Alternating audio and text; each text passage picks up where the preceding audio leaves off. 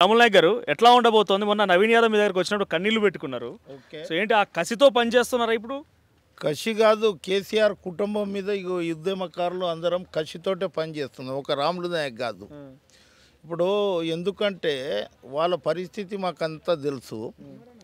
వాళ్ళు ఇవాళ బిల్లారంగా అంతకుముందు బిల్లారంగా అంటే ఉరి వేసేసిరు, వాళ్ళకి ఎక్కడ వాళ్ళు మళ్ళీ ఎట్లా తయారయ్యారు, ఏటికెంచి వచ్చిరని అనుకోగలవు నువ్వు. బిల్లా అంటే కేటీఆర్, రంగా అంటే హరీష్ రావు, వాళ్ళు దాపురం అయిపోయినారు. ఇప్పుడు ఏమవుతుందంటే ఇప్పుడు వాళ్ళు వచ్చి రకరకాలుగా మేము 12 ఈ స్కీమ్లు పెట్టినాము, అది పెట్టినామని కేటీఆర్ బ్రహ్మాండంగా చూపెడుతుండు. నేనేమంటుందంటే కాళేశ్వరం కించి కార్ వరకు చూసుకుందాం, మళ్ళీ ఎన్ని లక్షల కోట్లు ఇది చేసిర్రు. రౌడీ కొడుకు అంటాడు. ఒక అబ్బాయి నవీన్ యాదవ్ ఎందుకు కళ్ళలో నీళ్ళు వచ్చినాయంటే, నవీన్ యాదవ్ నా చేతిలో పుట్టిన పొరడు. వాళ్ళనైనా నేను జామకాయల దొంగతనం చేస్తుంటే వాడు రౌడీ షీటరా? రౌడీ షీటర్ అంటే ల్యాండ్ గ్రాబర్లు, ఏమన్నా చట్టాలు ఆడిపించేటోడు రౌడీ షీటర్లు.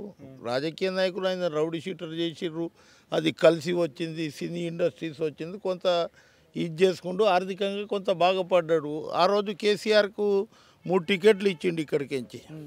ఆ రోజు రౌడీ షీటర్ ఎందుకు కనిపించలే?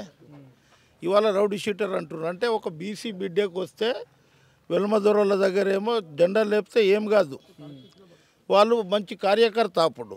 కానీ మన అటువంటి వాళ్ళకి టికెట్ వస్తే వాడు రౌడీ కొడుకు, వీళ్ళు జాగాలు కబ్జా చేస్తారు అంటారు. శ్రీశైలం యాదవ్ రౌడీ షీట్ ఉన్నట్టుంది కదా?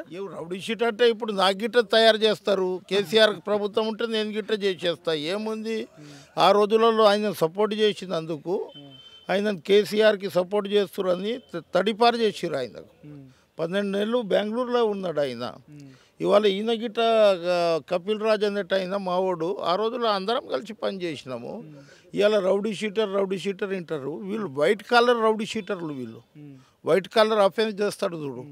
కోట్లాది రూపాయలు దంచుకున్నారు, జేబు నింపుకుర్రు. 12,000 రూపాయలు కిరాయి కట్టని వాళ్ళు, చెప్పులు లేని వాళ్ళు ఇవాళ వందలాది కోట్లకి ఎట్లా వెళ్ళిండ్రు చూసుకుందామా? మళ్ళీ ఫామ్ హౌస్లు ఎవరికి ఎంత ఉంది, ఎన్ని ఎకరాలు ఉంది, మళ్ళీ శ్రీశైలంకి ఎంత ఉందో చూసుకుందాం, ఎన్ని జాగాలు ఉందో.